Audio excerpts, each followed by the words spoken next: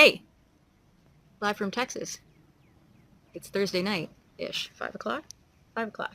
Welcome to this edition of Hit Subscribe, Facebook Live. We are going to be talking about content marketing and why you should do it.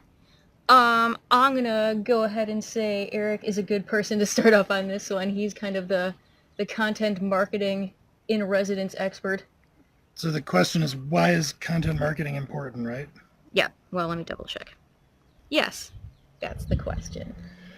Well, I guess the first thing I would say is if you zoom out wide enough, it isn't necessarily important for all organizations. Like, for instance, if you're the DMV, you can probably live without it, or really without any marketing in general. And I'm not like trying to be pedantic here. It's that content marketing is important to certain organizations with certain goals. So that's the first thing I'll say. Mm-hmm. I am not an expert in marketing across the board and all verticals and everything. So maybe the easiest thing for us to do is explain why content marketing is important to Hit Subscribe's clients and people in tech. Mm-hmm. Content marketing is, I would venture to say, of all the different sorts of marketing that you might do, the most long play and the most trust-inducing. So we've kind of talked about this before, that with content marketing, you can tell you're doing that if you're producing content that has actual value that you could like theoretically sell. Mm-hmm. So if, for instance, you have a company that sells a tool for developers, and you're writing a whole series of blog posts on, how to get started programming in C#, you could theoretically take that series of blog posts, package it up into a book or a video that I don't know, whatever, and you could sell that, on Amazon or whatever. So that's how you know you're doing content marketing, which means that basically you're creating something valuable enough that you could theoretically sell it, but you're doing it for free as sort of a gesture of goodwill. Mm-hmm. And an extension of trust, I guess, to the community. Mm-hmm. That they will value it enough that they'll use your stuff if it's interesting and a fit for them. So for our customers in our niche, software developers are pretty cynical people. If you spend your career, part of your career in software development, you will get bombarded by overly enthusiastic recruiters all day, every day, begging you to come interview and all this stuff. And you get very cynical about communications. Mm-hmm. And about the things you read. And so in our world, content marketing is sort of I don't want to say white flag, that's the wrong term, but it's like an exchange of something. It's a show of faith. Like, look, we're just going to make something for you, and we're going to build a little bit of trust, and we're going to do that over the long haul. It's a Valentine. Sorry. Okay.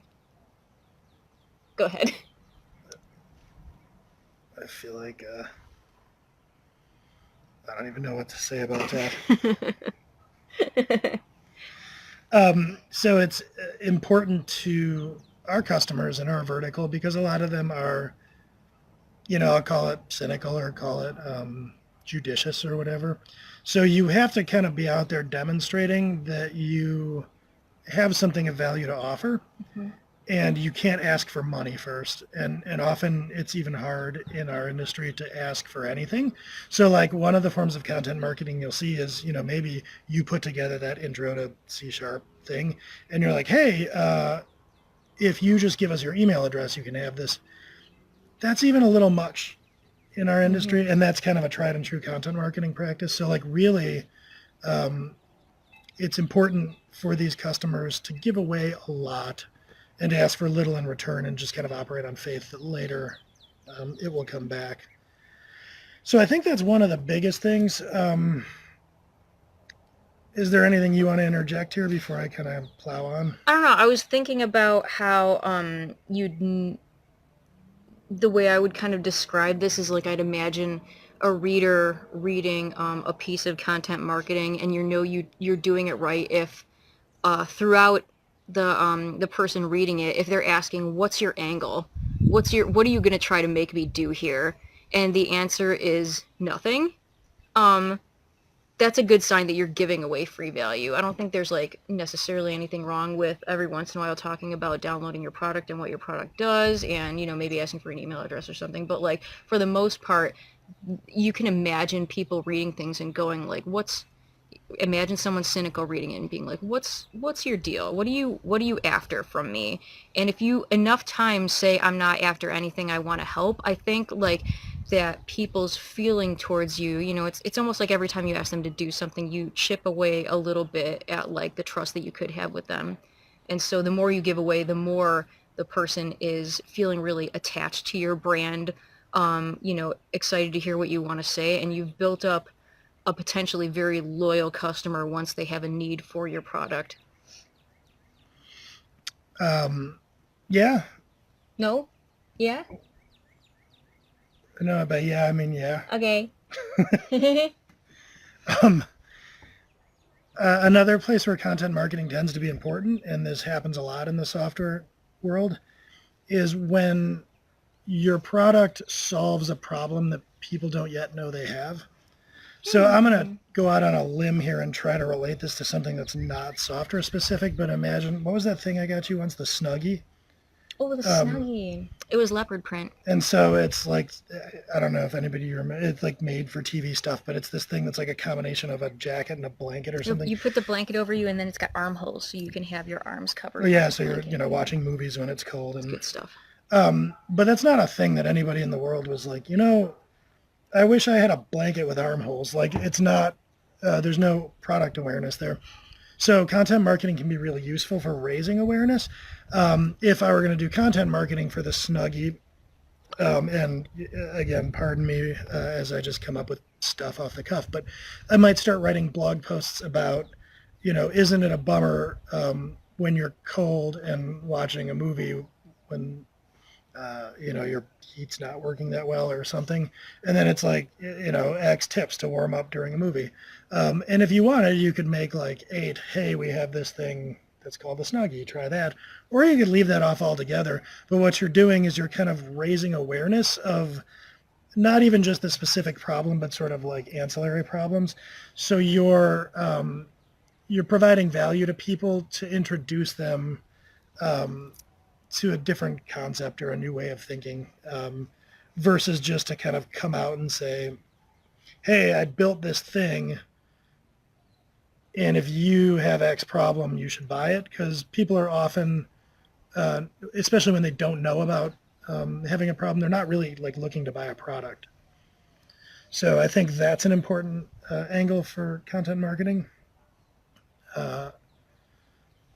So it's really about like the gradual and gentle introduction of ideas, the gradual and gentle introduction of trust in the brand, of maybe problem awareness.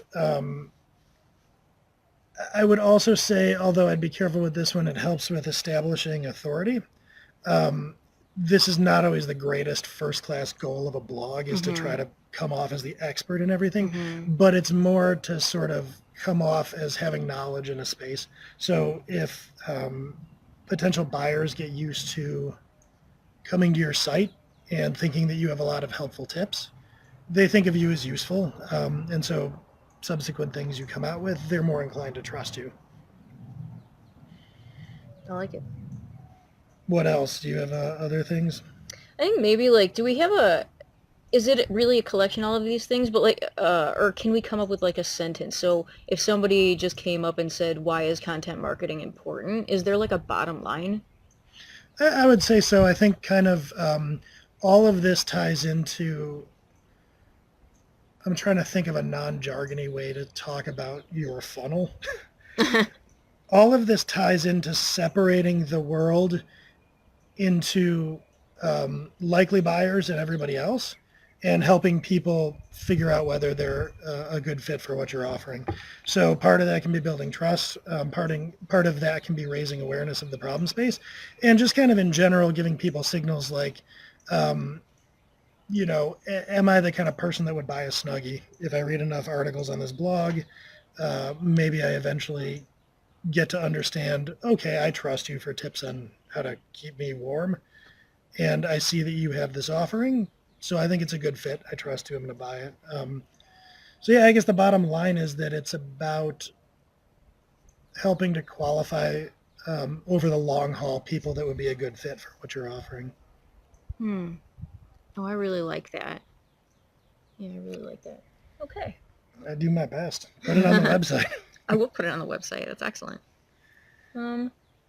Anything else we want to cover? I don't believe so. I think that probably does the trick. Well, okay. So thanks to everybody for watching. I will say briefly, because I'm thinking about what I'm going to do for this later, if you're interested, Hit Subscribe does now have a YouTube channel, and we are putting some of these videos on that YouTube channel. And it has this introduction that I worked like embarrassingly hard on because like I'm not a graphic designer, but it's actually kind of passable, so go check it out. Wait, I have a question. What? Is what we're doing right here content marketing for Hit Subscribe?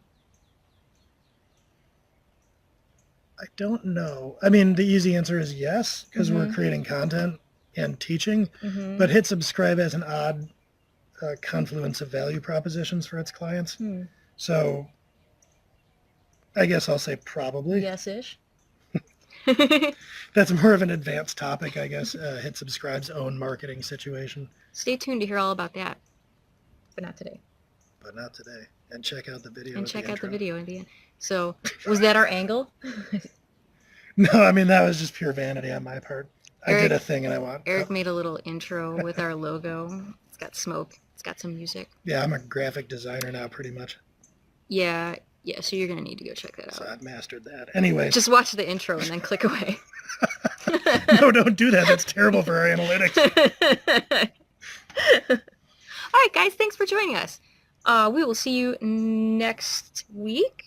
Same bat time, same bat channel. Well, I'm doing a lot of TV references this time.